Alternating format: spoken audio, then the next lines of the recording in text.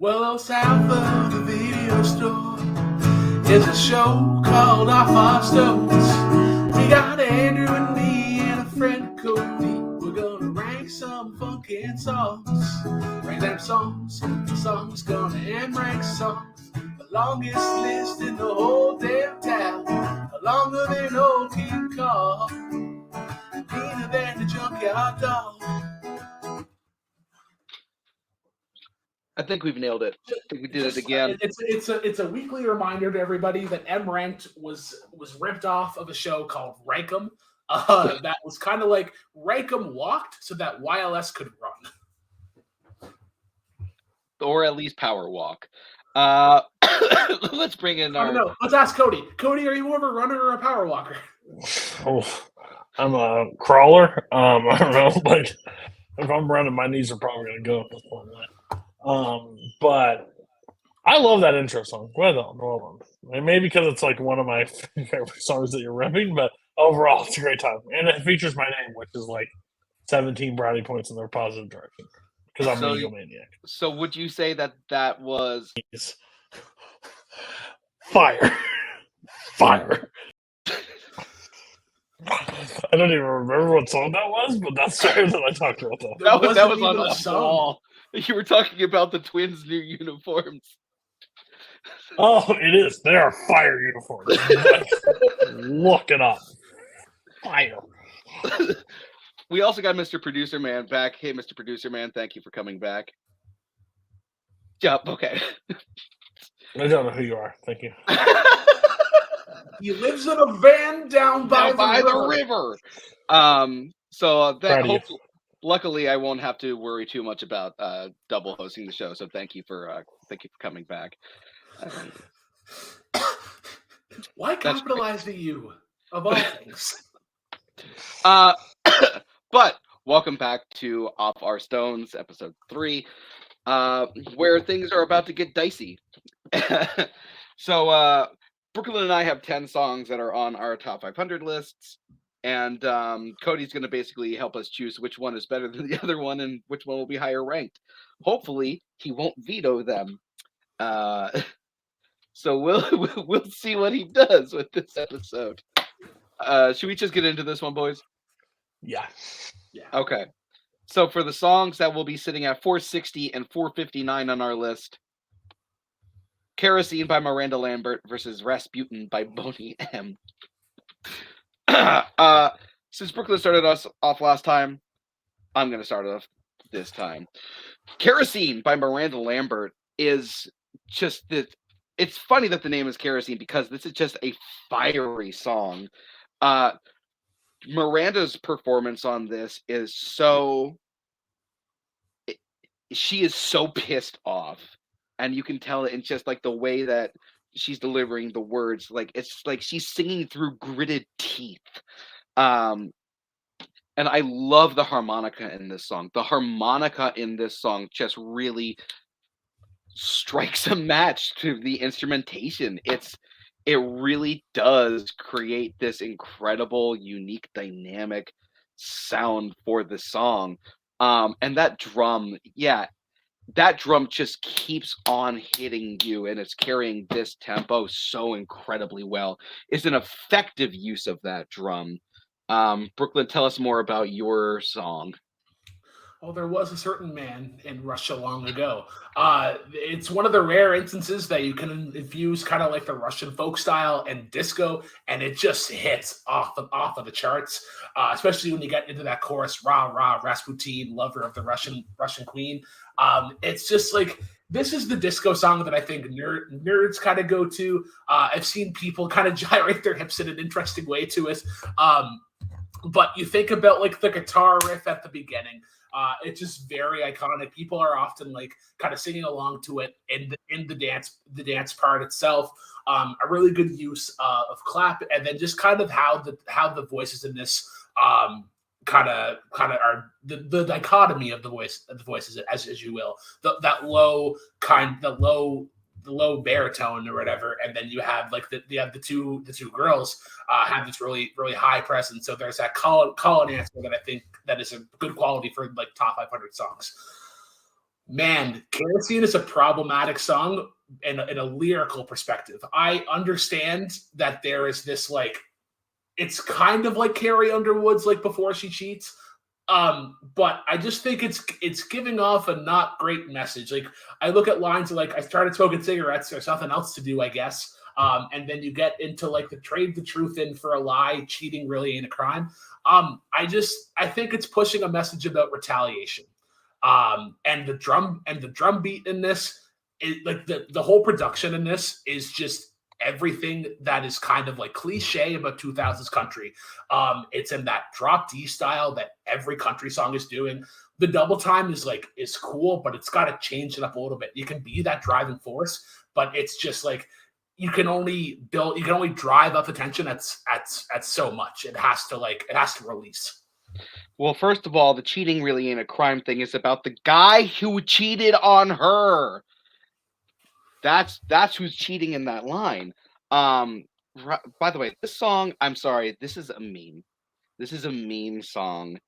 Like, I don't know what it is about this song, but it just makes me so mad that this is the style that we chose to sing about a cool cat by the name of Rasputin.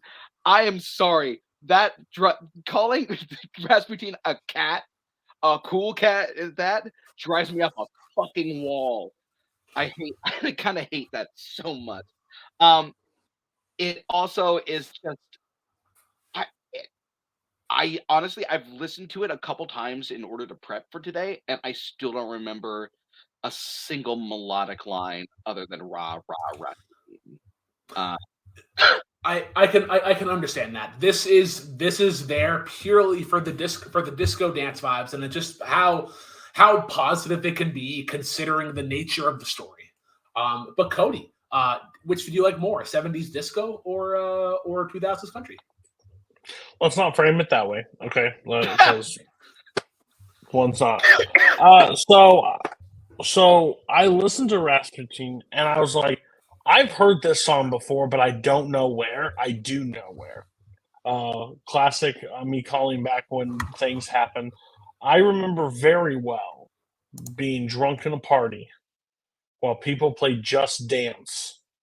And this song is on Just Dance, is what I realized, where they do the whole. It looks like an ACL about to tear every time they're doing it, but it's on there.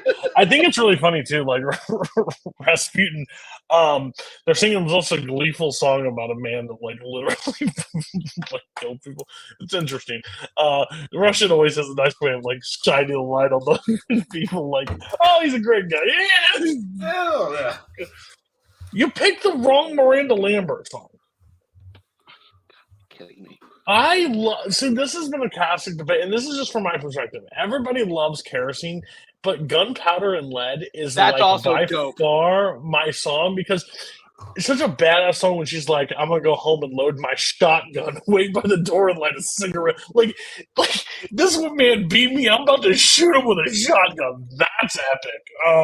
Kerosene's fine, but it does not have like the love. So I'm going Rasputin.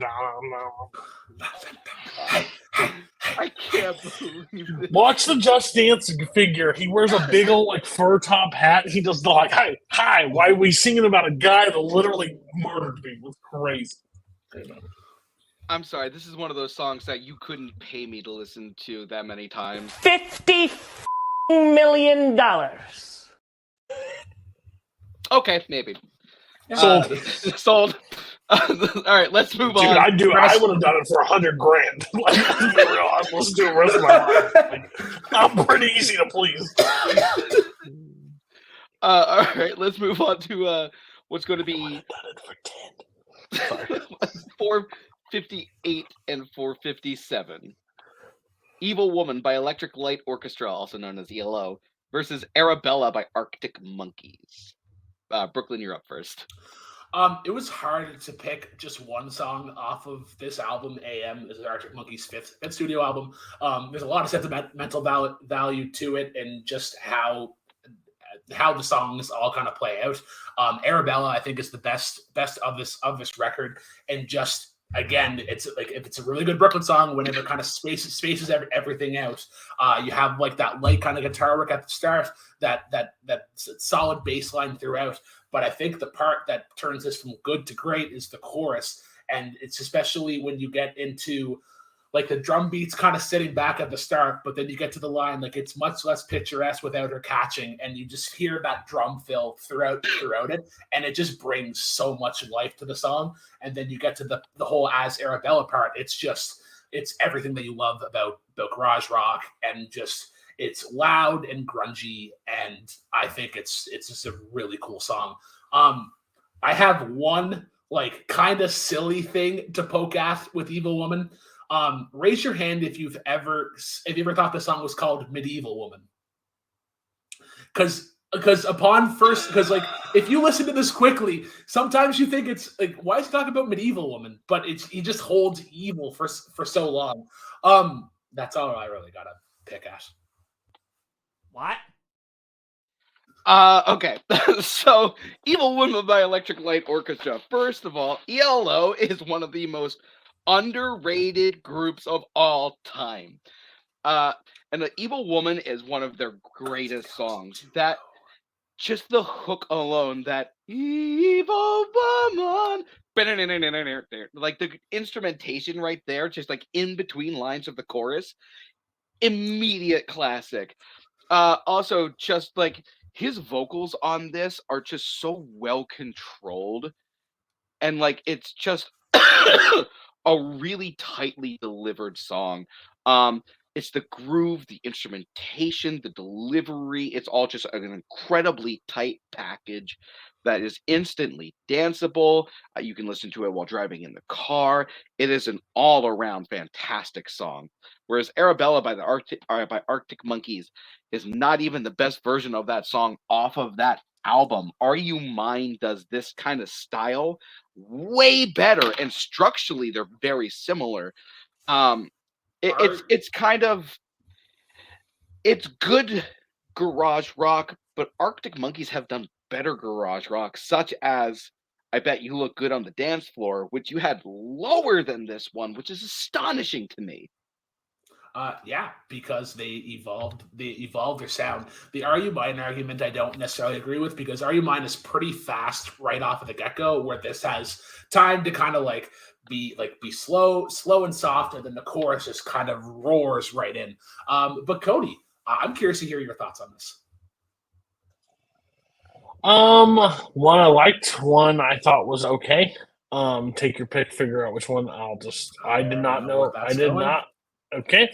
I figured it did. Evil Woman, not Medieval Woman. Never thought it was that. I'm glad we cleared that up for you today. But as soon as that Evil Woman, like I'm fully like, it's so much fun. Like I think I wish both songs, like both the, I would say like I'm losing train of thought. I think Brooklyn song, like overall I like where it like progresses and like gets more more intense during the chorus. I like that part. But overall I do wish that Evil Woman like didn't stay the same note, but the same note basically I enjoyed the same note more. So both by the way, both 4 picks in. Wild that we have another one bites the dust and the American Pie and 2 or 3 on the other list. They're hiding, they're sad. They're like, what? Why did I get left behind? Because these people are morons. Morons. Go ahead. Yep. All right, moving on. Oh, by the way, since we're at the 14-minute mark, we may as well tell you to buy their shit. I think we got it earlier this time. Yeah, we got it. Did we definitely? All right, moving on to what will be number 456 and 455. Blue Eyes Crying in the Rain by Willie Nelson versus Steady As She Goes by the Raconteurs. I start us off with this one. Blue Eyes Crying in the Rain is it's a simple song, but it's written so well and so vividly that it's just immediately, it hits you in your heartstrings. It's basically just Willie Nelson and his guitar. 3 chords and the truth is what good country music is based on. Um, and just Willie Nelson's vocals on this are just so soft and delicate and heartbroken that it's a highly effective song. So yeah, "Steady as She Goes" is the second best song to be ever performed by Jack White. This is part of a supergroup that he had made. The music video of this is really iconic. You think about like kind of like the go-kart kind of soapbox style, and everybody's playing a different instrument. Again, what makes a great Brooklyn song is you have that space in there, and especially when like the intro is just kind of like straightforward in the tempo, and then you get kind of into the groove of the song, and you have the bass accompanied by the little guitar riff, and it's just enough of a kind of a swing to it as well. You get into the chorus of this, like obviously just kind of it's "Steady as She Goes," repeat "Steady as She Goes." But then you get this really cool part in the chorus where they're building up tension. It's like, now here you go again. You find yourself a friend that knows you well, but no matter what you do, you always bleed yourself to truth and tell. I think it's just how it builds up that tension and then just cuts right back into the beat, and it keeps things very fresh.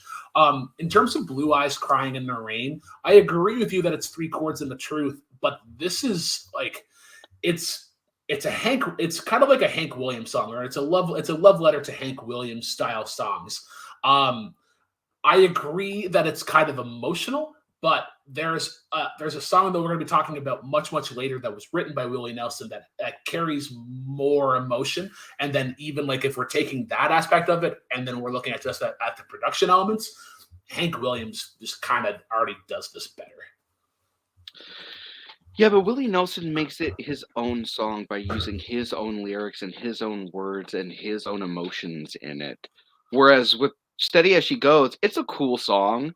Um, it's got like cool ideas to it, but as a whole, it's got cool pieces, but as a whole cohesive unit, it doesn't necessarily all come together, which is unfortunately something that happens with a lot of Jack White songs, outside of the White Stripes.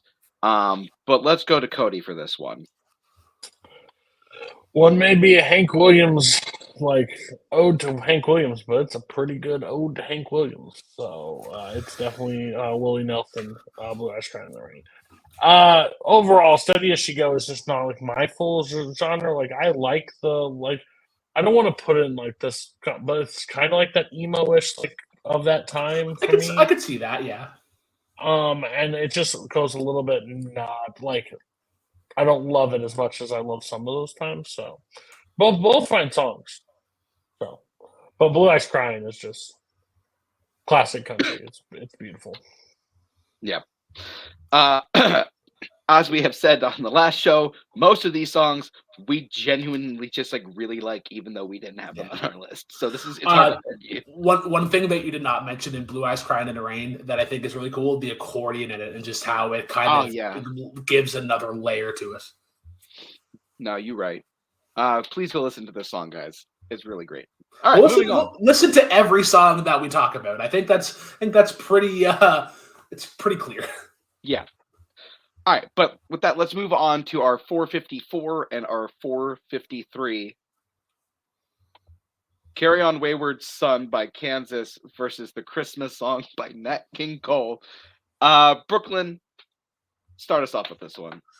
The Christmas Song is a jazz classic in terms of the musical standpoint and how it's arranged. It's just like they're trying to do so much, and it's that high risk, high reward kind of style that pays off. Like this gets covered to death because of how intricate it all is. The strings in it kind of settle you in to Nat's like voice or whatever, and that opening line, "Chest that's roasting on an open fire." Yes, it is about Christmas. But I think it just has this very soft, kind of gentle delivery with it. And it's a musician's favorite song, I guess I would say. So there is kind of that to it. But yeah, let's hear about Kansas. Carry On Wayward Son is an epic piece of music. It's got so many dynamic layers to it, and as the song progressive, it switches up a lot. The vocals on this are just utterly fantastic. The way that their harmonies like blend together is up there with like Queen and Simon and Garfunkel, and just how well their voices just blend.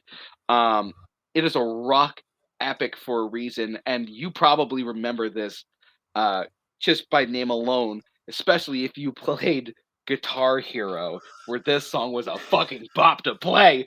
But let's talk about the Christmas song by Nat King Cole, where I mean it's a good song. It's well produced. But it's a Christmas standard in the sense that everyone does it, and other people have done this song a little bit better. Um, Who in particular? Michael Bublé does a better version of this song. Um, but yeah, If he does a better version of this, why isn't it on the Christmas album that everybody plays at Christmas? That is not on that record. well, Simply Having a Wonderful Christmas Time is also on that, and that song is garbage. It also has White Christmas with Lord and Savior Shania Twain. We're not getting into the Christmas album here, folks. Like Cody, let's just move on to you. So we have Joy and Happiness and every uncle's favorite song ever. I just consider Carry On My Wayward Son like the ultimate uncle song. Like this and like Back in Black have to be like in both uncles' repertoire if you're gonna ever drive around with them. I love Carry On My Wayward Son. I think it's a really good song. But I think this is known. I am a absolute sucker for Christmas. One, when I saw a Christmas song, I was like taken back for a second. I was like, "Excuse me, what's happening?" But I'm one of those crazy person that like puts their tree up in November 1st. I start listening to Christmas music. Then I love the season. If I could have enough room in my house, I would have a room that is decorated to Christmas all year round. And if you're feeling sad, angry, you would just go in the room, and the joy of Christmas would help you. But that phrase at the end, so I'm offering a simple phrase from kids from 1 to 92. Although it's been said in many times, many ways, Merry Christmas to you. It's beautiful. It's beautiful. It's joyous. It's the. If you ever say Michael Bublé did this song better than Nat King Cole, I just He want was to the punch first person I thought of. I had nowhere to go. I will say, as somebody that loves, I do like Bublé's Christmas album. He just does not touch this song. Like he does too much to this song. The simplicity of this song is what makes this song epic, and the Christmas song is going higher than "Carry On My Wayward Son." There's a guy at work that's very uncle already, and I played this. He's like, "Oh hell yes!" And I was like, "You proved my point. You just proved my point. Thank you." You guys caught me flailing in the water. I couldn't. Believe me, I've debated Brooklyn. I saw when his face changed, and he's like, "Name one," because then he's gonna put you right on the spot. Like, Bublé. I wish I had thought of someone better, but he was the only one I could think of. I knew it was coming. I knew you were gonna say Bublé. Who has an album? Bublé.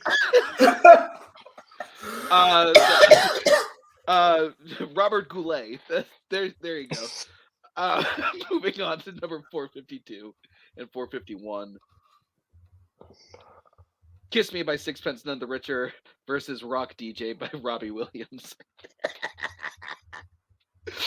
All right. So I was actually surprised that I put Kiss Me as high as I did on my list, actually. But the more and more I thought about it, the more and more I just thought the utter romantic sincerity that this song really does capture. It's so sweet, especially with the melodia just going to doo doo doo doo doo doo. There's just something utterly romantic about that piece.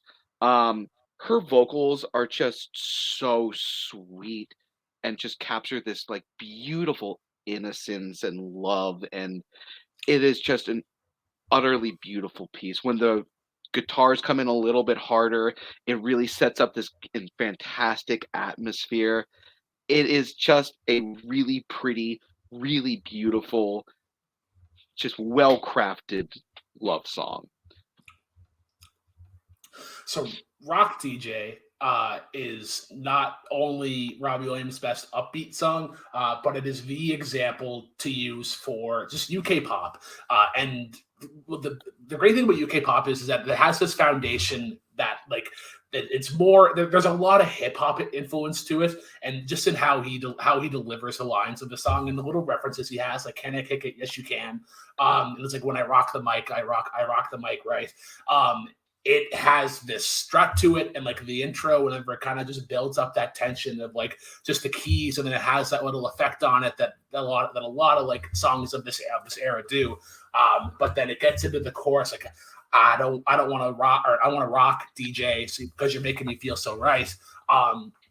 We talked about it on the Black 500 music videos, but one of the greatest music videos ever, just chaotic energy and all of it. And it reflects in the song. The bridge in this is great, and just how it kind of resets everything. It just has the pianos, but it gets like, and if you're selling it, it's all right. And then it's just like, you have that same effect from the intro, and it's just, it ramps it right back up to where it was. An all-time song to dance to. In terms of Kiss Me, this is mostly here for the guitar riff. The guitar riff is cool, but I think like even the solo later on is kind of done better by other bands of this nature. You think about like Third Eye Blind or like Iris.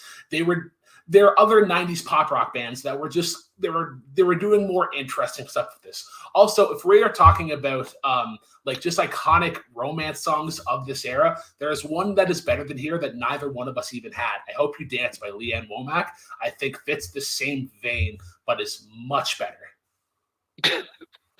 And there goes Cody singing that song.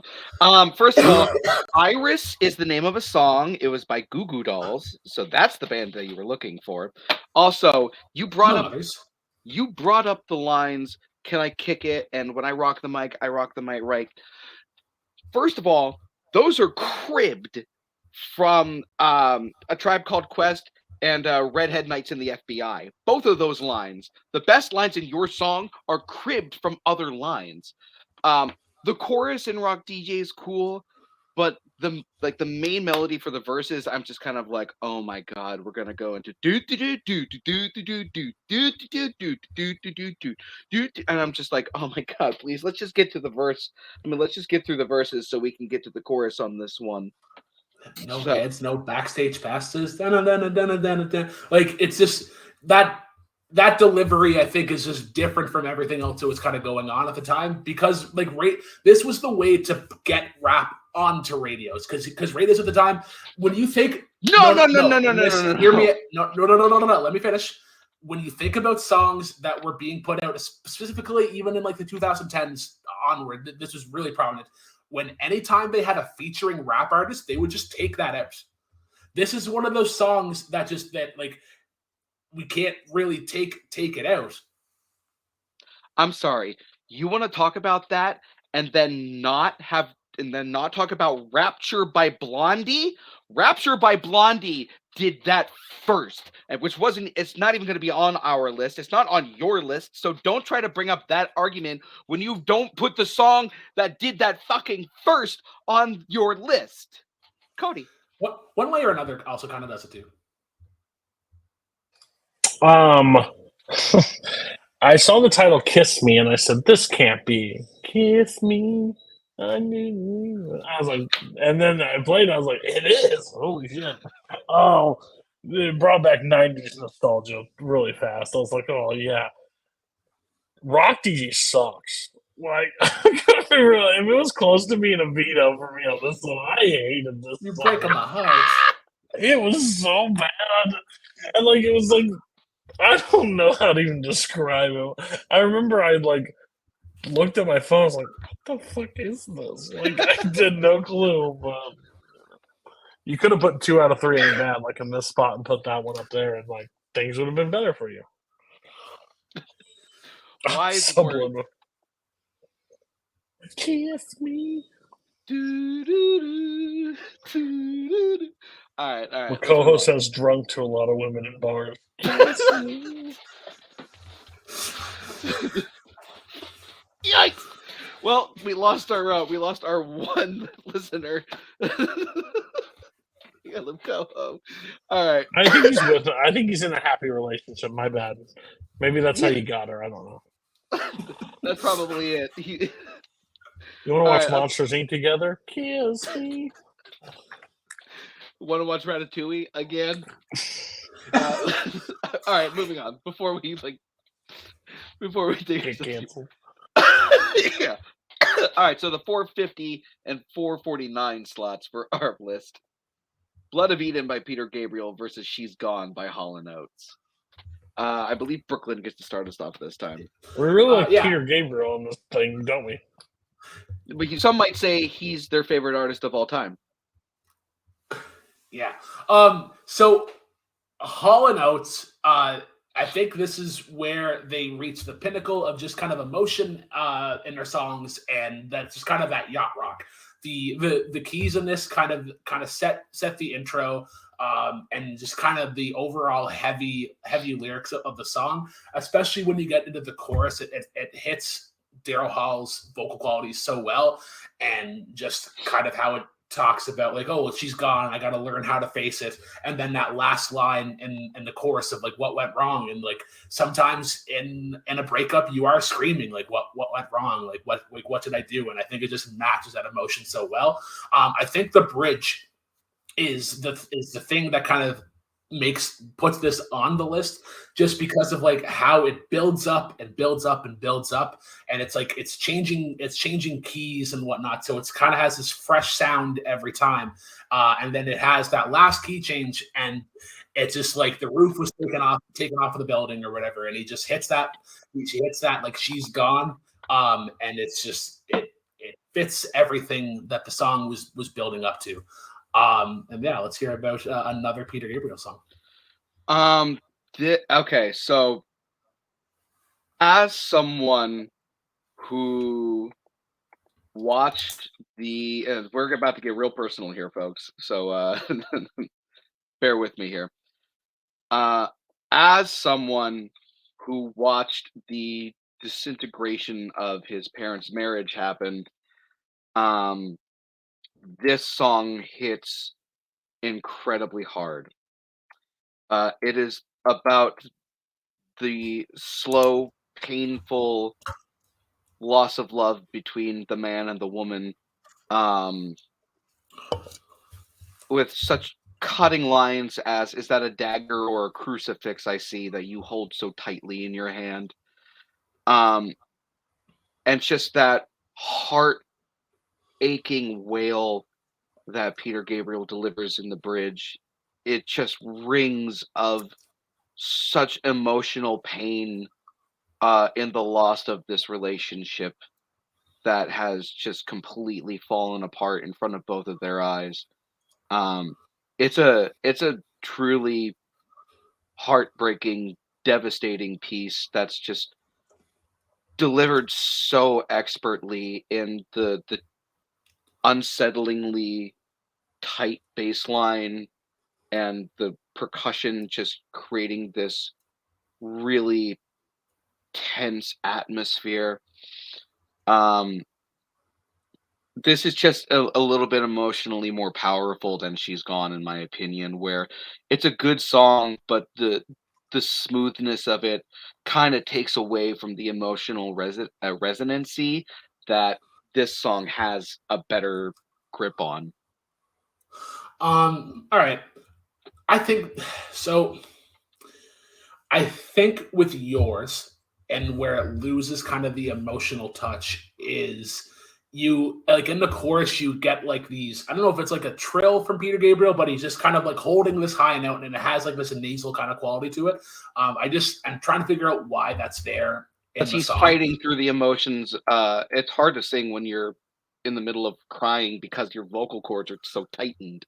I just don't understand why that needed to be in the song. I guess there's like She's Gone does a really good job of kind of delivering that emotions and just how you want to kind of scream to the heavens of like, she's gone.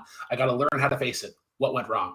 And I think these songs are good examples of how to handle that sort of situation in different emotions. Yeah. I think mine is just better from a production standpoint as well as just a very relatable chorus that doesn't take too long to delve into. Let's go to Cody because I don't want to bring this episode down any further. Yeah, like, am I gonna make somebody mad by pushing you did the whole radio from YLF moment? Like, I'm like, Wait a minute. So I really like Hall & Oates, like Oh, a lot. So I'm concerned that maybe this is the only I hope this is not the only Hall & Oates song. That's There's at least say. one more that we will be talking about. Okay. That makes me feel a little bit at ease for this. I just don't think I'm a Peter Gabriel fan. And I know Except that's for Big Time. Except for that Big one Time. song. WrestleMania 22, live from Chicago. Bobby Cody? Lashley versus Big Umaga time. with Donald Trump and Vince McMahon in the corners. It's wild times. Big time. It's crazy. What if I told you that that Big Time did not make the list? Do you think that you might be able to put that on later? Oh, that's rough. Big Time, Stone Cold Steve Austin stunned Donald Trump at WrestleMania 22. Just to let you know. He tried to end that presidency before anybody else. But I'm gonna go. Still, I gotta go with She's Gone. I kind of figured. Sorry, Betty. It's fine. It's one of those songs that I guess I understand how it hits me in a way a little bit different from everyone else. But it's a really fucking pretty song. Like I mentioned in the last episode, this is better than Book of Love. So I'm glad it's higher than that at least. Yeah, agreed. All right, let's move on. Let's bring the spirit up a little bit. What do you guys think? Okay, thanks, Mr. Producer Man. That's great. All right, so moving on to what would be the number 447 and 446. For Whom the Bell Tolls by Metallica versus About Damn Time by Lizzo. Brooklyn, the floor is yours. So we were talking before the show that there was somebody debated in Dance Off one time that Lizzo was the best upcoming artist of the year or whatever, and this is before any of her hits had really come out. And now that she's really kind of had time to put out a couple albums, really kind of showcase her sound, this is the pinnacle of her sound and just kind of her overall message of positivity. Especially like in the opening lyrics, it's bad bitch o'clock. Yeah, it's stick 30. I've been through a lot, but I'm still flirty. And just that, despite everything that's being thrown at you, you can still be this awesome, beautiful person. I think the production in this is second to none in terms of just the the bass line in this. Like, it doesn't even have a strut. It has a stomp. Like, when you get to that chorus, like, turn up the music, turn down the light. I got a feeling I'm going to be all right. And then just how it kind of layers everything, like the little kind of I believe it's the glockenspiel or like the metallic xylophone that you hear throughout the chorus, and just that little descent. And then you get to I think everybody's favorite part of the song, and in a minute, I'm going to need a sentimental man or woman to pump me up. And I think that is just so grabby instantaneously that it makes you want to come back to the song. Also, I like people that kind of use different instruments to kind of highlight them as their favorite, but she used that in the song. Like, I think the flute in the bridge does a really good job of just kind of creating some light notes to it. But yeah, I think this is just a well-rounded song.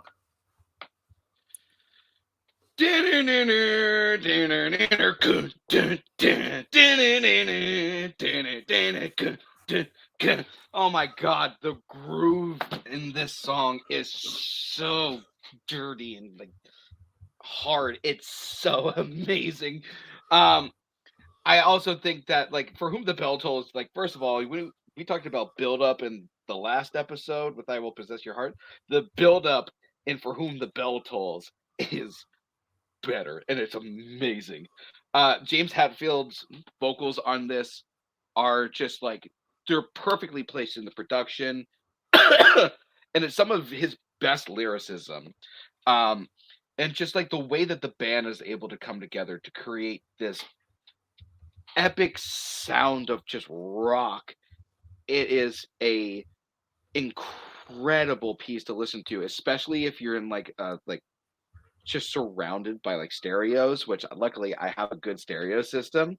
Um, it just it's such a hard hitting punch to the face, balls to the wall, like metal rock song. It's I think it's personally Metallica's best song to date. Whereas with About Damn Time, I'm sorry, I don't understand what this song has to offer that Get Lucky didn't offer to us years ago already. A flute, I guess. That's really like the only tonal difference I get between these two songs. Um, so I don't understand why a song that was released just last year is already higher than some of the other songs that you've picked. Yeah, because it just grabs a hold of you, especially when you get into the bridge of like I'm coming out tonight. It hits the LGBTQ crowd in a way where it has that again that kind of positivity of like yeah I'm going out tonight and I'm gonna have a great time. To speak on the tension building of For Whom the Bell Tolls, this isn't even the best tension building song of a Metallica song. There's a Metallica song that'll be coming up much later. That is on the same line as about damn time, but this one is just like you get to the chorus of like for whom the bell tolls, and it's just that one riff. The intro in this is just it's a bass that's dialed up to about fucking 50, where it's just so buzzy. And there's just so much effect on it that it's like it's taking away from Metallica's sound. You're also forgetting the actual fucking bell that built into that fucking bass line. So don't tell me that the opening build-up starts with that bass guitar. So don't try this. It's the main part of the foundation. Let's go to Cody for his thoughts, though. Which of these songs is the better one? Hold on, give me a minute. I'm gonna need a minute. God. No, not the song I'm picking. Oh, I okay. think this is way too early for this song. I think it's fine, but I think this is one of those songs like in like 5 years that we like, oh yeah, that song. I think that like it grew its popularity. It's very popular. It has like a TikTok dance that's associated with it. Like it's very out there, but I don't know if it's gonna have like the stay power that some songs do. For Whom the Bell Tolls, I do not agree it's the best Metallica song by all, but it hits so hard. And again, hate me all you want. I'm 30. I'm old. I like Metallica. Like, like I can listen to show tunes and then Metallica right back and forth. Okay, so Yeah. don't get me. Yeah.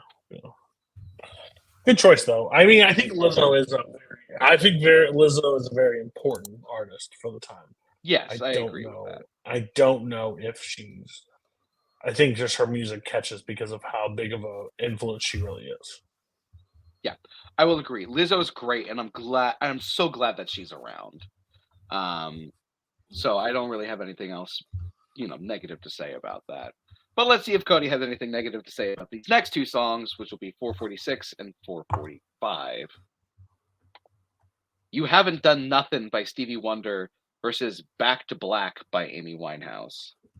I believe we are starting with Brooklyn on this one.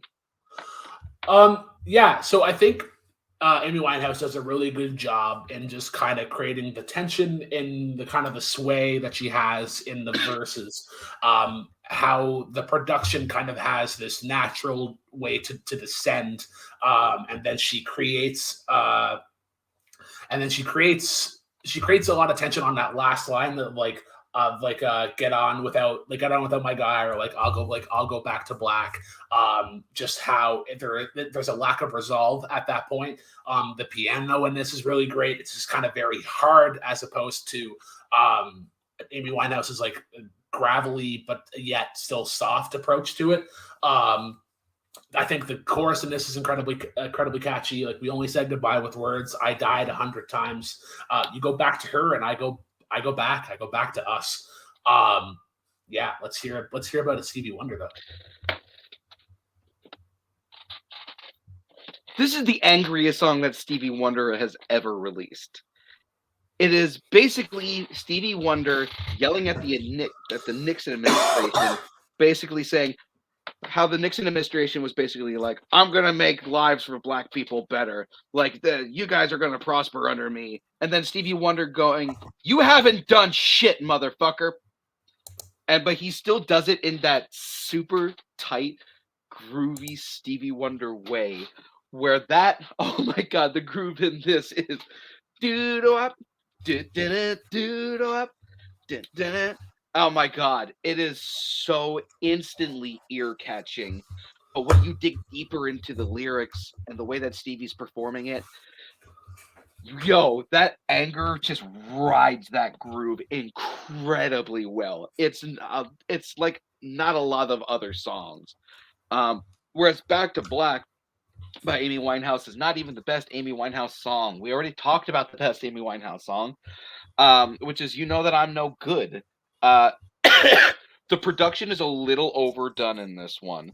There's a little too much being thrown at you, and it doesn't come entirely cohesively together as well as You Know That I'm No Good.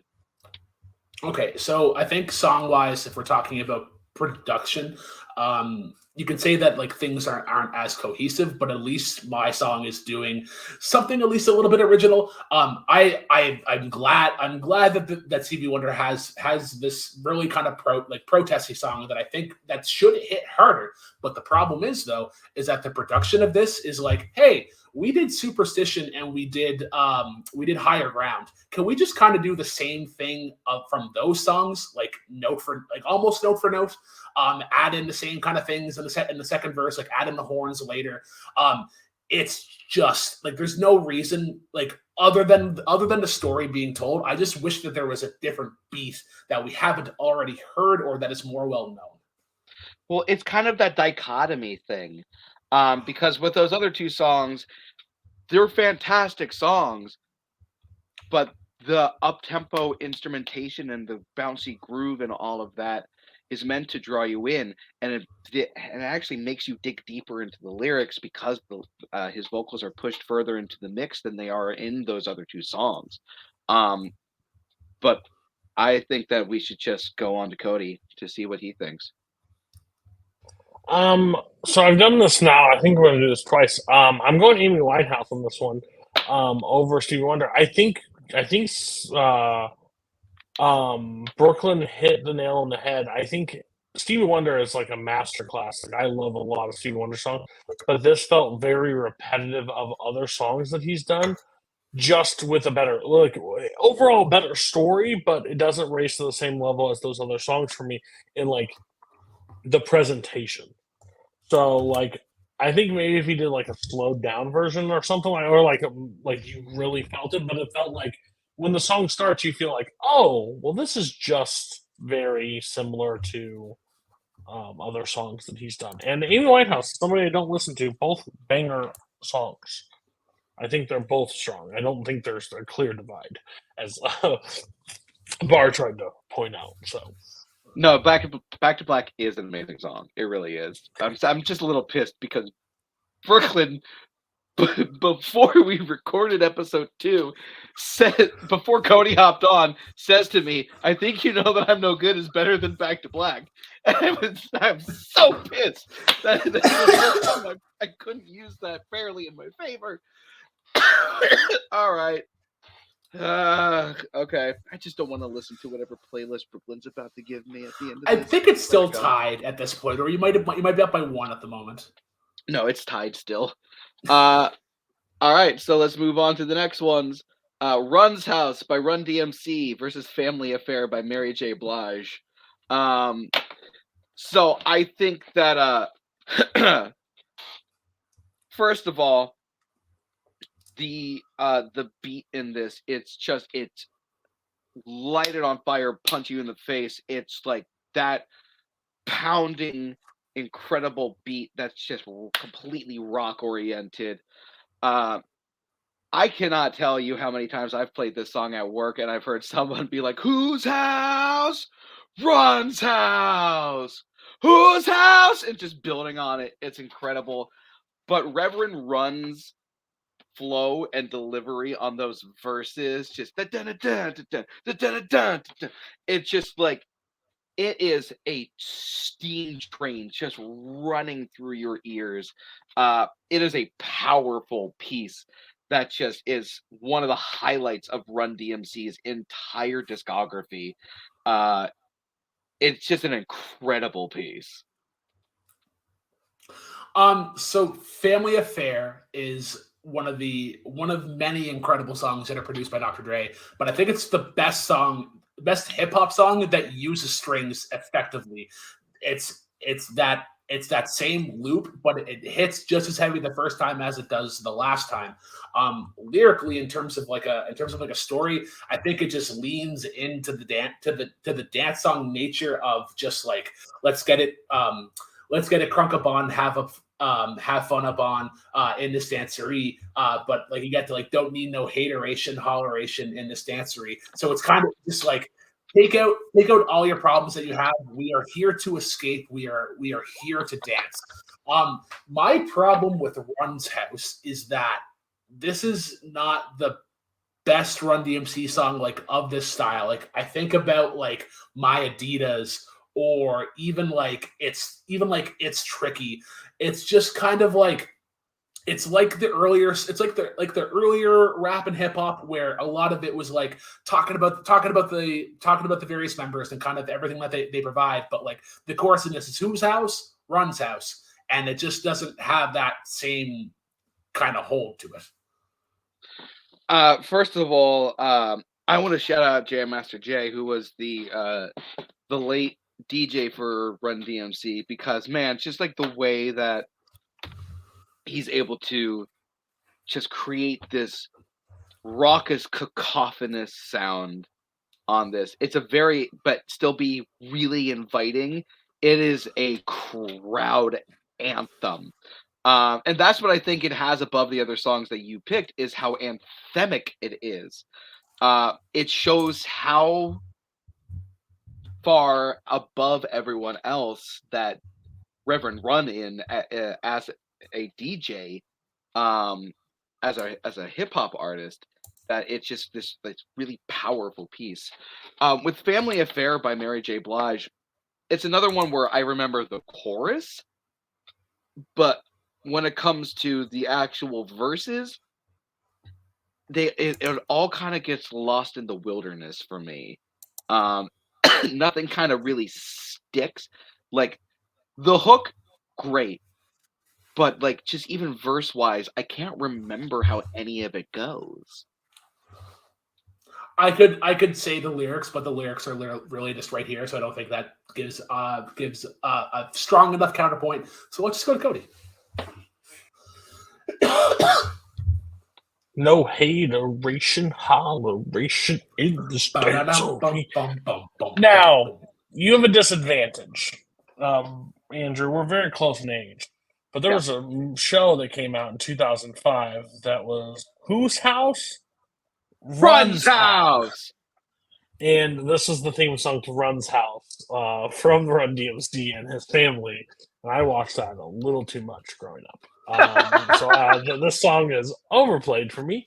VH1, the hits kept giving back then. I also saw Brett Michaels fall in love a few times on that show. VH1, give a shout out. But VH1 is just S tier for like just garbage reality shows. From 2005 to like 2008, like they didn't miss. No. a family affair with a bullet. This song just makes me just like go. And Mary J. Blige does not get enough credit. And I'm a really big fan of when you put your name in your lyrics if you deserve your name in lyrics, and J. Blige does. I will say that this song just missed making my list, so I'm actually okay with it being the higher one in this situation. So I'll take that one. Actually, that's fine. Let's move on to the final songs in this section of the list. Number 442 and 441. Reach Out, I'll Be There by the Four Tops versus Bones by Michael Kiwanuka. Did I say that right, Brooklyn? Yes. Okay, good. Let's have you start off then. So shout out to Zach Ford for showing me this song. I believe this is the song that he used for his first dance at his wedding. But I just think this is a really sweet and pretty song. The soft little guitar throughout it, how it effectively kind of adds in everything. Like this, like the strings kind of come in throughout the verse. The guitar has a little bit of time to shine, like as he's ending lines. I think the chorus in this is really cool, and just how he kind of floats through it, and like I want to be alone with you, and I know if I couldn't ask, I don't know what I would do. The ending line of the chorus I think is really cool. Like if I were to leave this. If I were to leave this world alone, for without you, I'm just bones, and it's just kind of showing how much soul you are giving into that other person. It's very reminiscent of like 30s love songs or 40s love songs, and that there's just it's like technically precise, and there's not too much production, it's not too soft, and I think his voice is just incredible. Somebody that needs to be checked out a little bit more. So we talked a little bit about the Four Tops on the last episode. This is the better of their songs. Just first of all, the instrumentation. Once again, it's just that Motown incredible instrumentation. I just want to say this real quick about Motown. The studio musicians that Motown had were some of the greatest studio musicians of all time. Just that opening, that There will be no whistling on this call, sir. No whistling. uh, If only one person can do it, then nobody can do it. inside jokes. But even just like when the percussion comes in, and it's just like and it's just like this incredible like leading into Levi Stubbs and just this powerful voice. My God, Levi Stubbs is one of the most powerful vocalists I've ever heard. Even if he's just scraping the top of his voice range. And just when you get to the chorus of "Darling, reach out," like, oh my God, it's just the power, the precision, and just this tight instrumentation and melody and harmonies, and it is just this incredible sound. Whereas Bones certainly is a Zach Core song. Look, it's charming. It's got its sweet points to it, but man, I keep forgetting it the moment that it disappears. It's a great song in the moment, but it's not one that should be on a 500 list because it just doesn't resonate and stick as well as it should. Okay. My problem with Reach Out, I'll Be There, and this will surprise absolutely none of you, is that I think that it's harmed by the wall of sound production and mixing, where everything is just at the front and you don't get that depth, or you don't get that balance. Like the strings and the the woodwinds are pretty well at this at the same volume, and it's taking away from Levi Stubbs trying to give it a great vocal performance. I think he is. I just wish the song was made without that wall of sound style. But I think it adds to the desperation that the lyrics and the vocal performance provides. And I think that Levi Stubbs his voice is just so powerful that it just naturally stands out above the rest of the instrumentation, even if it is cacophonous. I just think that it is a fantastic piece that a lot of other songs try to be, but just utterly fail at. But let's go to Cody with his final thoughts here. So I don't believe this is the best Four Top song. I like the other song better. I will say that. I do enjoy the song a little bit better. Okay. But a song I never heard of and never would ever have heard of, Bones, is fucking incredible. This song is so well done. I enjoyed Bones way more than I thought. Like, when you guys send me a list, I play it, and I'm like, okay, this is fine. And then I'm playing a little bit more, but then I'm like, I replayed this one more times than I thought I would. So Bones gets it for this one. I think that if there's a song from this playlist this round, this is the one people need to listen to. So to end the round with, I think it's the Yeah. Okay. Well, Brooklyn, vamp a little bit while I get something put up. Well, I think it's been an interesting kind of back and forth of the list so far. We're already having multiple artists kind of appear. Obviously, like we've been referencing, kind of later artists that are going to come. So I think you guys are getting a good idea of a lot of the song styles that we're going to be covering, and just like I think within 3 episodes now, you already can. I think you can tell what is a Brooklyn song and what is an Andrew song. It's nice to be up there with like, oh, this is a Cody movie. This is not a Cody movie. Hopefully, let's be like, oh, this is just not a Brooklyn song. It's the best thing I ever did in this community. And I will say, like, I'm not picking it up before songs come in. I'm like, this is probably an Andrew. This is probably a Brooklyn. So it's nice to see what's coming. Like, I can kind of foresee it. All right. Well, with that, Mr. Producer Man, you got what I sent you, right? All right, good. Was it $50 million fucking dollars?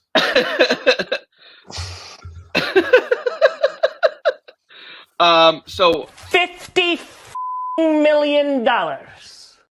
Yep. Sold. So with that, there is finally a break in the score. Brooklyn is now ahead by 2 songs. Most dangerous lead to have, two goal lead. Yep. That's what they say. That's what they say. In hockey. But so with that, Cody, I am about to send you the playlist. You know, my live reaction? Yeah, exactly. We're reacting. Guys, remember when reacting was supposed to be like the biggest fucking thing that we were ever supposed to do? All right, there we go. They just answered a trivia question correct. Oh my god! Oh my god! He looked at his phone to pull the answer. What incredible! The four horsemen are back. So with that, Cody, take a quick look at the playlist for the next episode that I just sent you. Oh wow! I found one of the clip arts. And give us a quick. A quick thought of what you're seeing here. Some I've not really heard for. Oh my gosh. I would say better than this one. This is going to be interesting. But I think this is like a lot of. I don't know how. I just first glance, but there's like some like closeness in like the genre here, so it's like not too far off from each other. And then there's some just not even in the same ballpark. So that should be fun. I'm excited to. I'm not dreading it by a first glance, but there's some I don't recognize. So when I play it, I think that's the thing. Like when Brooklyn put Rasputin, I was like, no, and then I played. I'm like, yep. I know exactly this song, so fuck. All right. So before we go, guys, let's quickly run down what we have for this episode. Number 460 is Kerosene by Miranda Lambert. Number 459 is Rasputin by Boney M. Number 458 is we have to leave it as My Boney M though. Oh, is it? Mr. Producer Man, Well, God damn it! What happened here? You pervert. Yeah, you've been You found out. gross. All right, so 458, Arabella by Arctic Monkeys. Number 457, Evil Woman by Electric Light Orchestra, ELO. Number 456, Steady As She Goes by Raconteurs. Number 455, Blue Eyes Crying in the Rain by Willie Nelson. Number 454, Carry On Wayward Son by Kansas. Number 453, The Christmas Song by Nat King Cole. Number 452, Rock DJ by Robbie Williams. Then we have Kiss Me by Sixpence None the Richer. Blood of Eden by Peter Gabriel. She's Gone by Hall & Oates. About Damn Time by Lizzo. For Whom the Bell Tolls by Metallica. Family Affair by Mary J. Blige. You Haven't Done Nothing by Stevie Wonder. Back to Black by Amy Winehouse. Run's House by Run DMC. Whose house? Run's House. Oh, wait a minute. Oh, God damn it, Mr. Producer, man. Family Affair should be in front of Run's House. So that's right. Yeah, 443, Family Affair by Mary J. Blige. Reach Out, I'll Be There by the Four Tops. And Bones by Michael Kiwanuka. So thank you all for watching, listening, whatever you're doing. Buy their shit. And Well, we have shit. We have one shirt for sure. yeah, we have that one shirt. So buy that shit. Buy that shit. That shit. Yeah. That one shit. That one shit. That one turd. So from all of us here at the video store and Like 500 Stones, I am Andrew Barr. That's Cody Newberry, and that's Brooklyn Vale. And keep rocking. Drive on